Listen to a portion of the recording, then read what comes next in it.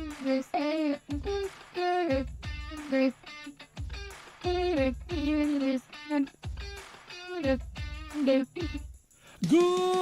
evening mga kaibigan! Welcome to In My Toolbox, your go-to channel for business, finance, sales, and marketing. Whether you're building your first business or leveling up your skills, you're in the right place. Each episode, we break down real strategies, actionable insights, and smart lessons. Well, this is to help you grow. So covering everything from sales execution and marketing trends to financial fundamentals and mindset. Well, quick note mga kaibigan, this content is of course, for general information only.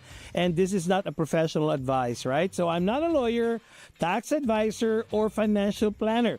Always consult a qualified professional for your situation. So, if you're ready to take things to the next level, hit that like, subscribe, and let's build something great together, okay? So again, my name is Enrico Pobre. Welcome to In My Toolbox. All right, mga kaibigan, so it's been a while since we had this good show and episodes, all right? So our topic tonight is going to be why startup businesses often crash and burn. All right? So failure is not random. So most startups don't fail dramatically. They don't explode overnight as well. They don't collapse because, of one catastrophic decision. They don't fail because the founder was not intelligent enough, like me, passionate enough, or hardworking enough. Because, guys, most founders who fail are actually very smart. They care very deeply, they sacrifice, and they put in long hours, and yet the company still dies. Bakit? Why? Because startup don't fail from single events. It just doesn't happen like that. They fail from patterns. So if you're a business person and you're struggling right now, look into your patterns. And these patterns are dangerous because they don't feel dangerous while you're living inside them. You don't wake up one morning and say, today I'm going to sabotage my business, right? So you would say things that sound reasonable to you. You would say, let's just build a little more, all right? Or you would say, let's wait until it's perfect. Or maybe you say, let's hire one more person to help. Or you say, let's spend a bit more on the ads or we close. You say, work itself out, whatever, right? And that's just how startup business really die. Quietly, politely, optimistically, no alarms, no explosions, just slow financial bleeding covered up by hope. We all have that as business people, right? So what I want us to do today is expose those patterns, not from theory, not from books, not from motivational quotes, or simply we'll look into the execution side. All right, so from real world behavior, from what actually kills companies when nobody is watching. Because once you understand why most startups fail, you will dramatically increase your odds of becoming the exception. Right, tonight mga kaibigan, I have a very nice guest here. Maybe you know her. She's been out here in Las Vegas doing her business, and she's got two businesses. One is a billing and credentialing company called Provider Edge, and the other one is her passion, which is Sweet Craves. Oh, I like that. Oh my God. She does it very nicely. Let's all welcome the show, Miss Anjelie Layug. Yeah. Welcome to the show, Anjelie. Thank you for having me here Of again. course. Again, right? Again. Yeah. From Suki different ka show. yeah, Suki ka ng PHLV. Oh, Right? So as I was mentioning a while ago, Anjelie, you're a business person. So why startup businesses often crash and burn? There's a lot. But just before I go into the sections of our topic tonight, Tell us about your business, Provider Edge Solution. I like the name. Yeah, so actually, Provider Edge Solutions is a medical billing and credentialing company. That's good. And I've been doing it for more than 15 years already. She makes a lot of money. That's good. I hope so, yes. Actually, I started the company last year. Okay. But I've been doing it already for 15 years. And also the other one is the Sweet Grace, which is I've been like showing it here sa PHLV, sa show ko, and then with the morning shows as well. I always Sweet bring. Grace. What is it about? I do cater dessert tables, my bake cakes. Dessert table. Yeah, so That's so sweet. mostly lang per event siya, event and occasional parties. And by you telling me you love baking. It's my passion talaga. Yes. Culinary. Yeah, so I actually graduate from Philippines Hotel and Restaurant Management, major in baking, and then I did culinary from Colorado as well. So guys, I'm telling you, we have a legitimate business person here at our show today. Okay, so she started her business, for a while now for Sweet Graves, which this is a passion, and then you're building a credentialing company for over a year now. But you've been doing that for the last 15 years. I got it. Yes, so you got it. You got it. All right, so we have a legitimate business person here who's gonna help us navigate her experience while she was putting up our business, and maybe she can give us good tips as well while we tackle our section. Is that a good deal? Yeah, sure. All right, let's do that one. Okay, so let's talk about the first section of our topic: why startup businesses often crash and burn. Falling in love with the idea, not the problem, Anjelie. So here's the first trap. And it's the most emotional one, by the way, on all those sections that I'll be talking to everybody about. So section 1, mga kaibigan, falling in love with the idea, not the problem. So here's the first trap. And I think this is the most emotional one. Founders fall in love with their idea. And the reason that's dangerous is because ideas don't stay neutral. The idea becomes identity. The idea becomes proof that you're smart, you're creative, you're visionary, you're different. So when the market doesn't respond, it doesn't feel like feedback. It feels like rejection. So it feels personal. Oh, they don't like what I bake. They don't like how I do my business. But here's the truth. Most founders don't want to hear the market does not care about your idea. It never has, actually, and it will never will. So the market only cares about its own pain. So when you're in the business, great businesses, they're not built by people who obsess over clever features or elegant visions. The market, they're built by people who obsess over friction, inefficiency, cost, risk, stress, time loss, compliance, fear, uncertainty, real pain, not those, wouldn't it be cool if, because cool doesn't pay, but urgency pays. So if your customers can live comfortably without your solution, then your product is not essential. So a not essential product disappears. Number one, during economic downturn. Do you think they would actually buy your Sweet Graves if they don't have money? That's going to be hard, right? Yeah. I'm going to get your idea later on, especially during COVID times. You remember COVID times? Actually, Where were you? I started the business, the Sweet Grace, during COVID. Oh, really? Oh, see, Yes. at least something happened nice during COVID. But economic downturns or competitive pressure, if you have a lot of competition, do you think Sweet Graves is a lot of competition? Billing credentialing does, right? Yes. There's a- Actually, the Sweet Grapes also, because there's a lot of like restaurants there. I do only catering businesses, right? So Okay. there's a lot of businesses like bakeries. Oh, yeah. And sobrang dami. It's very saturated here in Vegas. I started my business during COVID. There you go. It's because everybody's closed. So I'm talking about competitive pressure. Do you feel that there's competitive pressure in It your is, business? yes. Exactly. Yeah. And that's the reason why all of these things, budget tightening as well. Hey, people's money, they don't have the spending power. Yes. They won't buy it even though they like it. Leadership changes. It's good to you that it's just you running your business, but fear cycles. Pain does not disappear. Pain gets funded. So if you're not obsessed with a painful problem, you're just actually building a hobby, no matter how beautiful it looks. Oh, I bet Jill, when you were building your business, you have this wonderful idea of sweet grapes or the billing. Yes, actually, more on sweet grapes kasi Okay. passion ko siya. Exactly. Yung imagination ko talaga extravagant, you Yeah. know? And then while I'm doing it, I'm just like, ito na ba yun? There you go. I That- just don't, I'm questioning myself, is this the business that I really imagined Okay. in my mind? So I started it, mostly business owners actually started small, doing it at home. Okay. And so, wala silang guidance. And aminado ako, I don't have that proper guidance in how to start a business. I just There you go. definitely like registered it,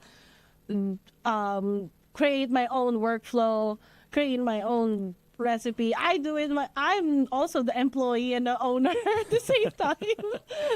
So that's good. Actually, most startups are like that anyway. But what's so good about you? You were able to build this business, and it's been there for years. You know.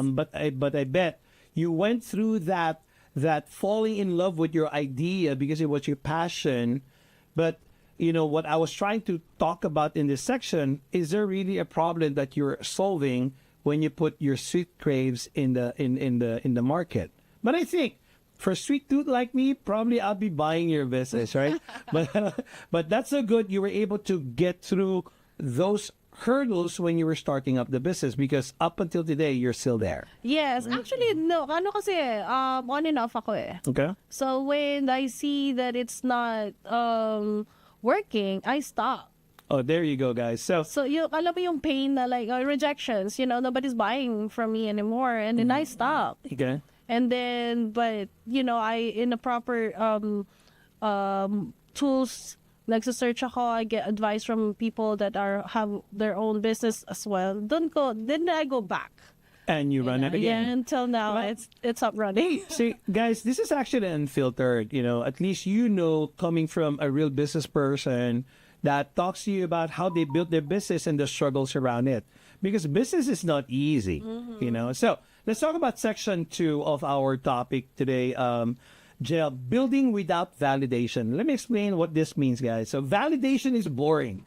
That's why founders avoid it. They don't want validation, because this is the truth. Validations requires uncomfortable behavior. Can you imagine? You build this business with a very nice vision. You want it. It's all beautiful to you. But people don't see the way that you see this business, right? It requires cold conversation or awkward pitching. Ang sarap nito. This is good. No, it's not. See, this is awkward, what do you call this? Reply, or you're hearing objection. Being told, I wouldn't pay for that, so maybe you've encountered that or maybe not, right? So instead of validating, founders perform what I call progress theater. So founders, they stay busy. They look productive. They feel forward motion. They say things like, we're still in development. Probably when you started, right? I'm still looking on how to bake this the way that people will like it. Yeah. Right? Maybe your tiramisu. Maybe how many times you would want to bake it until you got it. What do you say? Yeah. Well, that's what I did. Hindi naman siya one day lang na I've learned. I have to throw many eggs Exactly. in the trash. Like millions of eggs that I have to throw because it's not perfect for me. Exactly.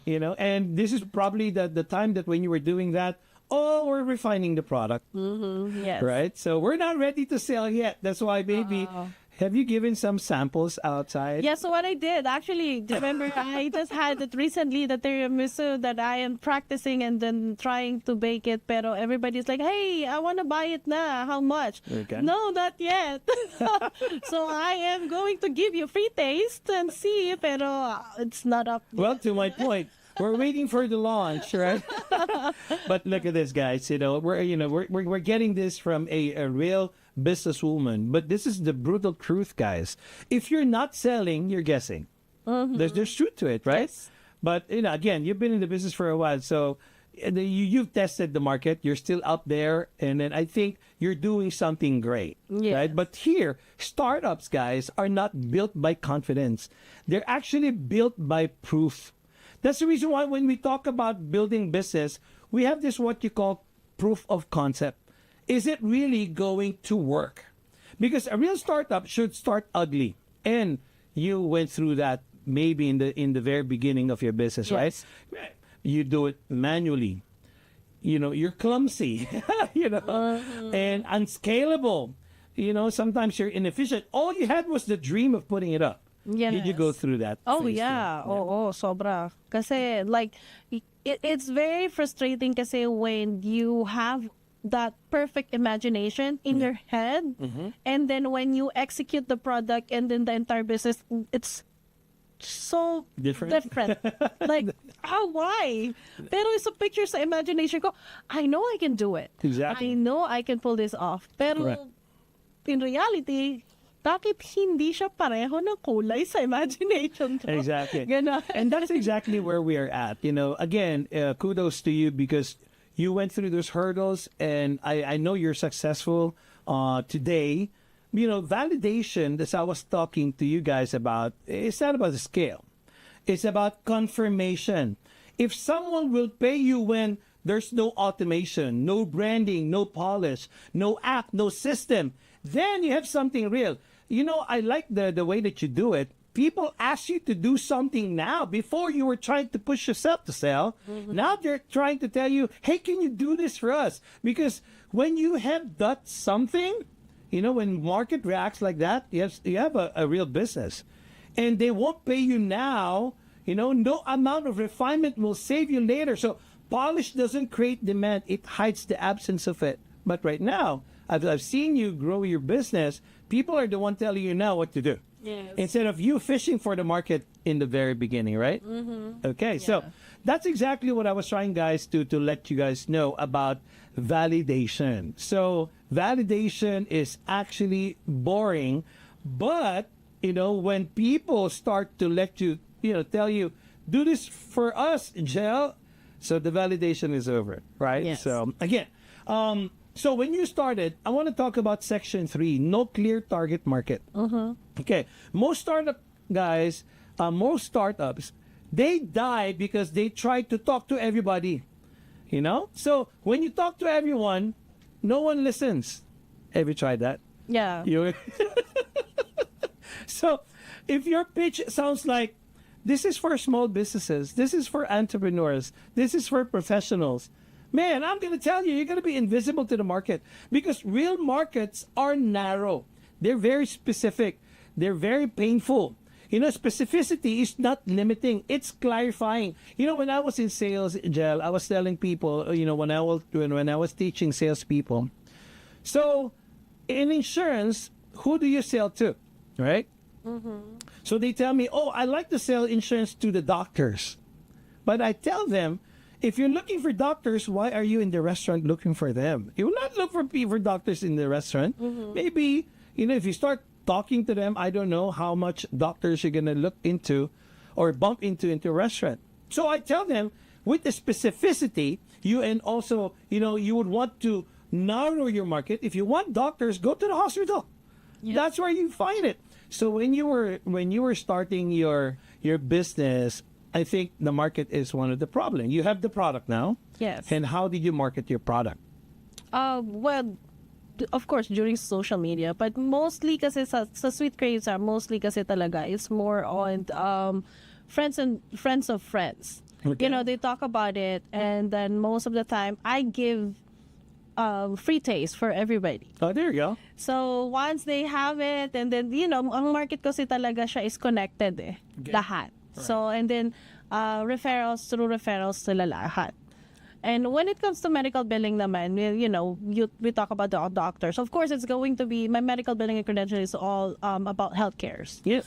So, yeah, I go to event, like a, what you call this, like a mga dinner for wrap dinners, because most of them, events. You go out to events, yeah, yeah. most of them are doctors. And exactly what it's talking about, Yeah, specificity. You have a specific, yeah. specific target market because market should be narrow. Yes. And then you can get them from the there. That's Kasi you good. have to go to that kung where talaga yung target mo Hindi ka pwedeng pumunta sa a specific like a business events. You don't even know if those are all from healthcares. Exactly.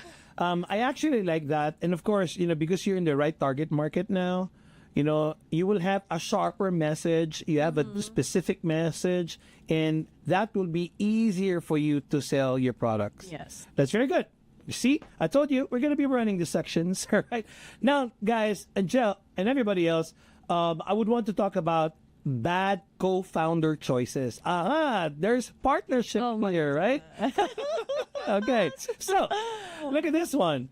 This is not just me. I was there. Maybe you were there too. I had it twice. And a lot of you guys out there maybe could relate to this one. Bad co-founder choices. Most co-founders' failures, start with excitement. You might even tell each other, we trust each other. We've known each other for years. We've been friends for years. Yes. We'll figure it out. I'm sorry, Jill. No, you won't. It happens to me twice. Twice? Yes. Can you imagine that? Yeah. So the first one kasi, we could say it's a family and related, something like that. When we first, sobrang excited kami. Very excited kami with all the ideas and stuff. No? But the long run, nakikita ko na the effort is not equal anymore. There you go. It's the same thing what happened with the second time. Mm-hmm. Is the effort, like the brain is on me. Na ako ang brain talaga siya. Ako yung nakaisip ng business. Ako yung nag-isip ng lahat ng workflows, how, target, market, something like that. But it fails, it's because nakikita ko na yung effort, yung effort is ako lang. Yung pressure nasa akin lang. Yeah. So when the business goes down, it's on me, not them. And exactly the word that you use there, Jill, pressure. Pressure does not create problems. It actually reveals them. When the pressure is in the business, in the partnership, that's where it reveals everything. Yeah. When money gets tight, when decisions get hard. Actually, especially the money. Yeah. Yes. Kasi especially kung yung ang agreement nyo is 50-50, when the work is not equal. There you go. Then you will question yourself, tama ba tong ginagawa ko? Exactly. And another thing, some people don't look at it on money, guys. It could be power as well. Power matters. Or when ego shows up. Yes. And I'm going to tell you guys, in business partnership, friendship is not enough. Nope. See? Every startup needs uncomfortable clarity around. That's the reason why, guys, I tell this to everybody. You've heard this one too many times. It doesn't mean that you know how to cook. You can put up a restaurant. See? And that's the reason why you would want to have somebody, a consultant maybe, or somebody that has that expertise to build the business with you. Otherwise, you'll be spending a lot of money, you're spending a lot of time, and all it's going to go waste. So, decision authority, you have to have clarity around it. Who's going to make the decision? That's why, in my consultancy, Jill, and everybody out there, I always talk about approval matrix. That's very important, especially when you are with partners. Yes. It's okay if it's just you, but when you have partners and you start growing your business, the decision authority should be clear, crystal clear. There should be an approval matrix right there and there. Another thing is execution ownership. That's what you were saying. Why is it all me? Why is it's not equal? It should be 50-50. Another thing, sales responsibility. Who's going to be selling what? How are we going to be doing it? Or equity structure. Again, that 50-50 came out. So there should be a clarity around it. Or exit rates. Hey, Jill, I don't want to do it anymore. So what's going to happen in the 50%? It's good if it's always going to be making money.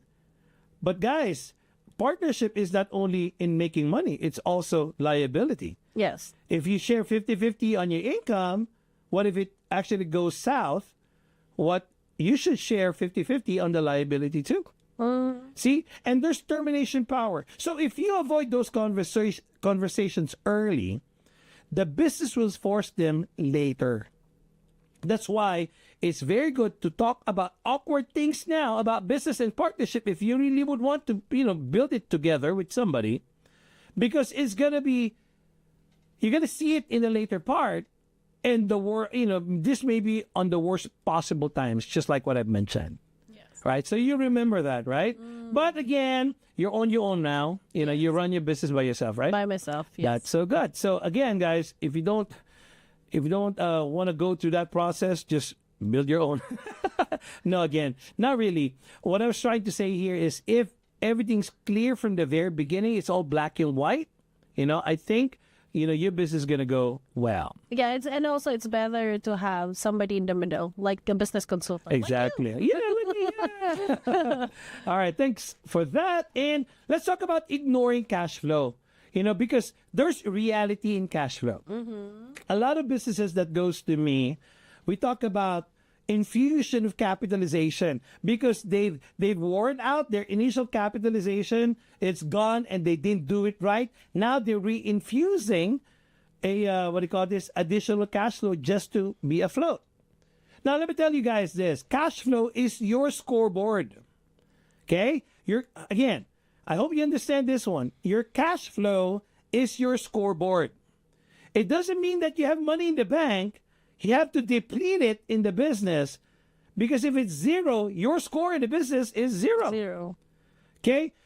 Not revenue, not valuation, not press, not social media engagement. It's simply cash flow. By the way, guys, this is not only in business. This is also in your personal financial processes. Okay? Because at the end of the day, your business does not run on, yeah, you did a good job. Right? It doesn't run in applause. It runs on your money in the bank. Now, if you're a business person right now, guys, let me ask you, how much money is your business have in your bank? Because revenue is treated like a vanity. Revenue feels good, my God, right? Revenue looks impressive on slides. Revenue makes founders feel like you're winning. But revenue without control is noise. So you can have $1 million in revenue, look, and you can still be broke. You can be growing and still be dying. So let me tell you this, guys. Profit is sanity. Profit tells you whether the business model actually works. That's exactly what I was trying to say. It tells you whether your pricing makes sense. It tells you whether your costs are under control. Profit brings clarity. But even profit is not the final truth. So where do we go now, Angel? File. So this is the reason why we talk about cash. Okay? Cash is reality. Yes. You know, I like your passion, your hobby, because they pay you in cash. You know, cash is what pays salaries, correct? Yes. You know, and cash is what pays the rent. Yep. Cash is what buys you time. So you don't shut down because you ran out of vision. You shut down because you ran out of cash. You know, everybody went there. Everybody started somewhere. Everybody, at one point in their business, they don't have cash. Actually, that happened to me.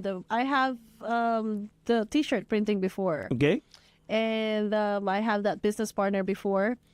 And yeah, I shut it down because we split and then there's no money in the bank anymore. There you go. So yeah, it is important because on that type of business, you have to have money to buy all of those T-shirts, the supplies, And correct. Yeah. It's hard. It's hard. Yeah. If you don't have that, this type of there's a lot of different businesses that you have to have at least money in the bank to start. There's also businesses that it's just your skills. Yeah.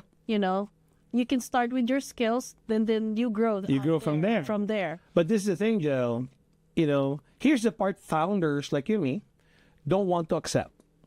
You cannot mindset your way out of negative bank balance. I know. Yes. So you cannot manifest payroll. You cannot believe harder and cover taxes. We need those cash, right? Yes, So you yes. cannot hustle your way out of math. Because math is going to tell you where you're at, right? So reality does not negotiate. Now, startups fail when founders ignore this reality. It's hard. Every startup is there. We were all there. They fail when founders don't track burn. So they don't know how much money leaves the company every month. They don't know what expenses are fixed and what are variables. So they don't know how fast they're bleeding. Burn rate, actually, I don't know if you've heard of this one before. You know, it's not a finance term. It's a survival clock. Hey, I don't have money to give payroll, or I don't have money to buy raw materials for your product. It's hard, right? It is hard. Yeah, so every startup business went through that. Please don't tell me you didn't go through that. Even companies that have the money. The money. Exactly. Yes. Yeah. Well, you know, I've seen a lot of businesses owners that they're actually bigger than me. We have the same stage where we're startup. The difference is they have money, I don't. Yeah. But they failed. Exactly. Yeah. Still. Because they don't know, they did not start from the right way from the start. And that's exactly very, very important, Joe. You know, otherwise I've seen a lot of companies burn a lot of money and time and effort and relationship as well, just because they didn't start the right way. So the startups fail when founders don't understand margins. I don't know how to do it when you start a business like passion. It's okay, I'm not gonna earn, you know. Sometimes Yeah, actually, for the love. Actually, nung started ako talagang, I spent for ingredients, for the time for baking and stuff, and then ang nangyari is I just give it away. Yeah, because a lot of people go to that mentality. Yeah, free taste. They celebrate sales without knowing what's left after delivery. Yeah. Walang income. Nangyari yan sa akin. That's in talaga. Many times, actually, when I thought I'd make money. I thought, when I started the catering, I thought I am making like at least 50% profit on that one, because the ingredients is very, very affordable. Yes. But when I went home, like, Where's the money? Calculating all the hours I did, and then the supplies was like, oh, negative. Exactly, because again, it happens not only to you. A lot of startups, this is reality, guys. So they don't discount without understanding the damage. Yeah. They scale something that barely breaks even. So if you don't understand margins, or growth will hurt you faster than stagnation. Oh my God, where's the money at the end of the day after delivery? I don't have anything. So how about the effort that you put in? So that's why, guys, startup fails when founders don't know runway. They don't know how many months they have left. Runway is very important, guys. That's why when I do my consultancy, I want to make sure that they understand it. You cannot just bleed and bleed and bleed. By the way, capital infusion is okay, but you don't want that to come to waste. You have to make sure that you put a very strong processes that has to, that you learn why you were bleeding before. So that's why runways is very important, but they don't know when the cliff is coming, so they don't know when decisions become irreversible. That's why it's good to talk to the business consultant if you still would want to push a business, or if you're a startup business. So running out of runway doesn't happen suddenly. It happens because nobody was watching. Startups fail when founders assume funding will appear. No, it will not. You cannot say, we'll raise next round. Nah, investors are interested. We'll figure it out. Interest is not commitment, guys. A pitch deck is not cash. Well, it could be a guide. I talk to my clients about pitch decks, right? But it's not cash. A conversation is not a wire transfer. Funding, we know about this one, Jel, right? Funding, it's never guaranteed. Yes. It's not easy to get funds. So if your business only survives if funding appears, then your business is already in danger. Can you imagine that, Jel? Oh, my business will be successful if I have funding. That's a danger right there. Startup fails when founder confuse optimism with planning. That's why I tell people, don't go into business if you don't have a business plan. You cannot just be optimistic, Because optimism, Jill, let me tell you this. I know startup business like you and me. I was like this, so many years ago. Oh, yeah. Because I'm so confident with my idea, it will work out. Did you say that? Yeah, I did. Many times. So, but the difference with optimism and planning planning says, what if it doesn't? That's the difference, guys. Optimism ignores risk, just like what you're saying. I don't even know how much. I just want to have a free taste. But planning respects it. Okay? So, hope is not a strategy. I hope once, or maybe twice, right? So, hope does not manage expenses. Hope does not close deals. You know, I think you and me, you know, we will be saying, oh, hopefully it will work. I had that one time in my business. Yeah. You know, hope does not extend runway. And hope is not, it's what people rely on when they refuse to face the numbers. There are a lot of business people, Joe. So when I start talking to them about, hey, give me your bank account, let's look into your profit and loss. Some business startups, they don't even show you that because they I'm know. one of them. Well, then, you know, but not now, yes. right? But look at this. I was telling you, everybody went through that phase. Uh-huh. You know, guys, I talk to people. I'm business people. I open up their bank account. I open up their chart of accounts. And it's a problem. But again, at least we know where to go because we just have to reframe everything because we have to internalize cash discipline is not pessimism. It's not fear-based thinking. It's not lack of belief. Cash discipline is respect for reality. That you can lose it or you can actually build it. So it's acknowledging that reality always wins. So founders who respect reality, you know, in the early stage are the ones who survive long enough to win the business. I think that's where you are. You know, that's where when we were talking about Sweet Craves, you went through that process, right? Mm-hmm. And now you've built it. You've got the name. People, I like this business. I like her business, guys, because people tell her, hey, what she can add up into her business.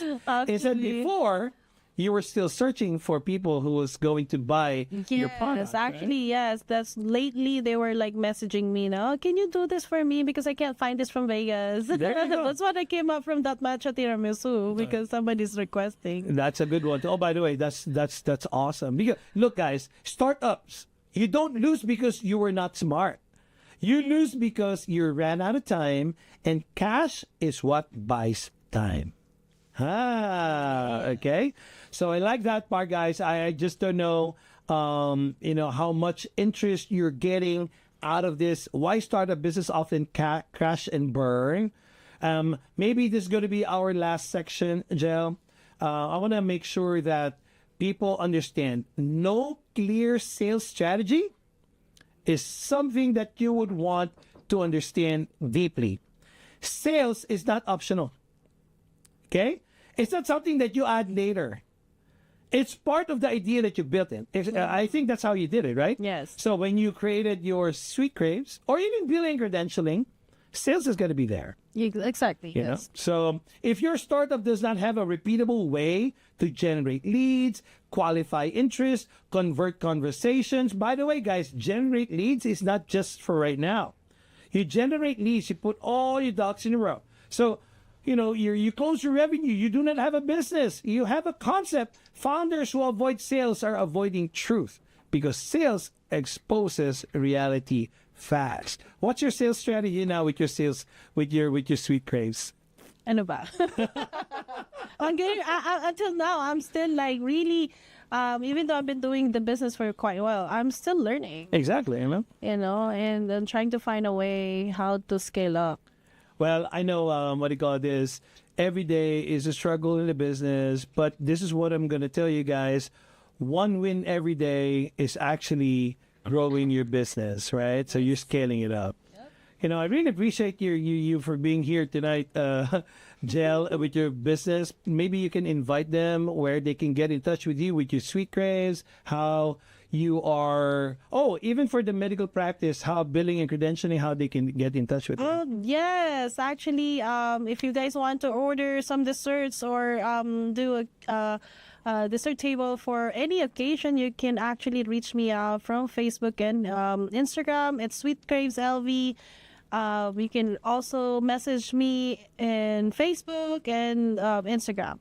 And for medical billing and credentialing for all the nurse practitioners, doctors, any practice, healthcare practices that needs the credentialing and billing services, You can also email us at Anjelie, Anjellie, at provideredsolutions.com. I know it's too long, but you can also go to our website and Facebook, Provider Edge Solutions. All right. Thank you so much, Jel. Thank you. Staying alive, guys, long enough to win. So most founders don't fail because they're incapable. They fail because they ignore reality for too long. The market is honest. Cash is honest. Customers are honest. Listen early, adapt fast, stay humble, because the goal is not to start loud. The goal is to last long enough to matter. And thank you again, once again, guys. This is Enrico from In My Toolbox. Until the next episode. See you again.